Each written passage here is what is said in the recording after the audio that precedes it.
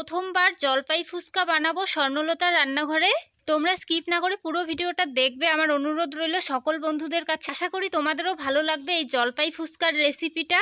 জলপাই ফুচকার রেসিপি বানানোর জন্য আমি কয়েকটা জলপাই নিয়েছি, এদিকে ধনেপাতা, কয়েকটা আলু, পেঁয়াজ, আগে থেকে ভিজিয়ে রেখেছিলাম কাবেলি ছোলা আর লোকাল ছোলাটাও, সাথে মটর আছে কয়েকটা, স্বাদ মতো লবণ নিয়েছি, তেল, যা যা লাগবে উপকরণ সবই নিয়ে নিয়েছি এখানে।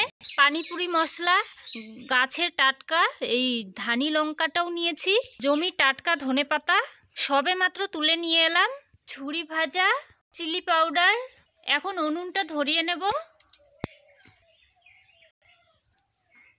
উনুনটা ধরিয়ে নিয়েছি, এবার কড়া বসিয়ে দেব। এবারে ভিজিয়ে রাখা ছোলা মটর দিয়ে দেব। ছোলা মটর এইটুকু জলেই হয়ে যাবে, একই সাথে আলুটাও দিয়ে দেব। এবারে জলপাইগুলো একটু ধুয়ে নেব। জলপাইগুলো ধুয়ে আলু আর ছোলা মটরের সঙ্গে সেদ্ধ করে নেব একসঙ্গে। এবারে একটু লবণ দিয়ে দেব যাতে তাড়াতাড়ি সিদ্ধ হয়ে যায়। 7-8 মিনিটের মতো ঢেকে সেদ্ধ করে নেব। পেঁয়াজের খোসাগুলো ছাড়িয়ে নেব। সেদ্ধ হতে হতে এগুলো আমি রেডি করে নেব। পেঁয়াজের খোসা ছাড়ানো হয়ে এবারে ধনেপাতাগুলো বেছে নেব। শিকড়গুলো ফেলে দিয়ে শুধু পাতাগুলো নিতে হবে। এই থালাতে রেখে দেব সবগুলো বেছে বেছে। এই লঙ্কাগুলো কিন্তু প্রচণ্ড ঝাল, ধানি লঙ্কা, লঙ্কার বোটাগুলো ছাড়িয়ে নেব।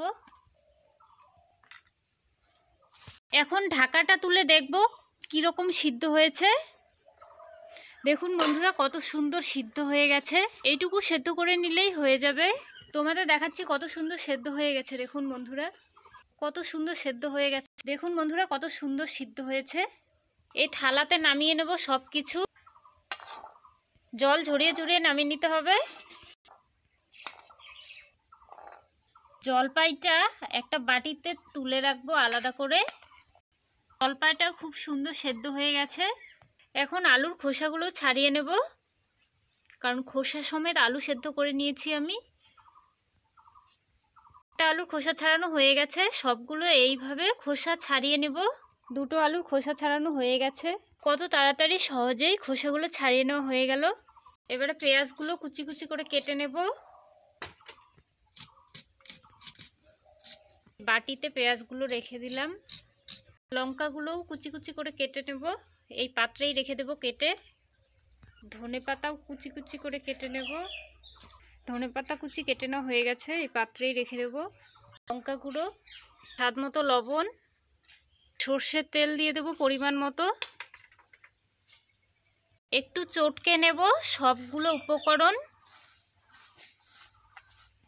মিক্সিং করে নেওয়া হয়ে গেছে, এবারে ম্যাশ করে দেব আলুগুলো।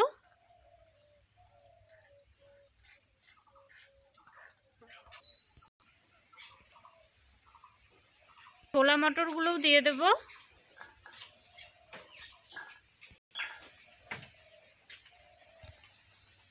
এবারে মাইখানে একবারে রেডি করে তো, হ্যাঁ বেকার পরে করা নেওয়া।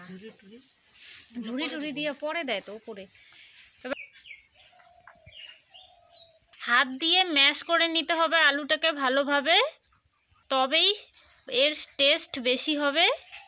জলপাই ফুচকাটা কিন্তু খেতে এত ভালো লাগে, তেঁতুল ফুচকার থেকেও জলপাই ফুচকার স্বাদ একটু বেশি আছে। আলুটা মেখে নেওয়া হয়ে গেছে, পরে আরেকটু মেখে নিতে হবে জলপাই জলটা গুলে নেওয়ার পরে। এবারে ঢেকে রেখে দেব। এবারে জলপাইগুলো কেটে নেব, পোকা টোকা আছে কিনা দেখে নেব। যেহেতু জলপাইয়ের সিজন শেষের দিকে একটু পোকা টোকা থাকে, তবুও কিন্তু জলপাই দেখুন বন্ধুরা একটাও পোকা বের হয়নি, খুব সুন্দর বেরিয়েছে। একটু লবণ দিয়ে চটকে নিতে হবে জলপাইগুলো।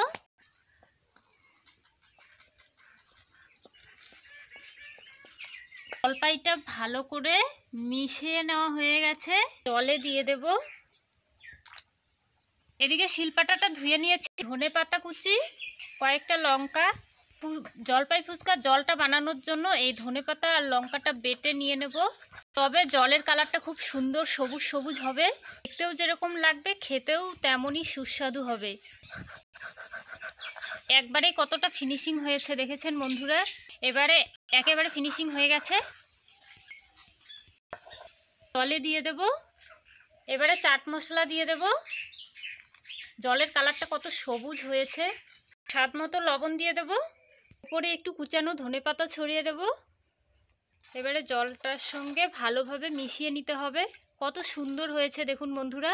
হালকা চিলি পাউডার দিয়ে দেব কালারটার জন্য। মিশিয়ে নেব ভালোভাবে।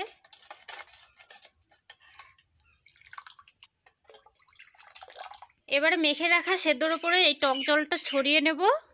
সেদ্ধটা খেতে খুব ভালো লাগবে। এদিকে জলটাও রেডি, আলু মাখাটাও রেডি হয়ে যাবে ঝুড়িটা উপরে ছড়িয়ে নিলেই। জলও রেডি, এদিকে সেদ্ধটাও রেডি। এখন ফুচকাটা ভাজার জন্য কড়া গরম করে নিয়েছি উনুন ধরিয়ে। এবারে সর্ষের তেল দিয়ে দেব। এবারে রেডিমেড ফুচকাগুলো দিয়ে দেব তেলে।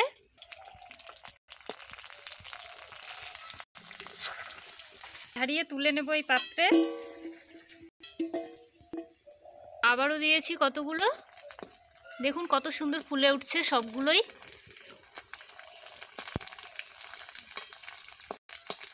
কত সুন্দর ফুলে উঠেছে, গোল ফলের মতো লাগছে একদম।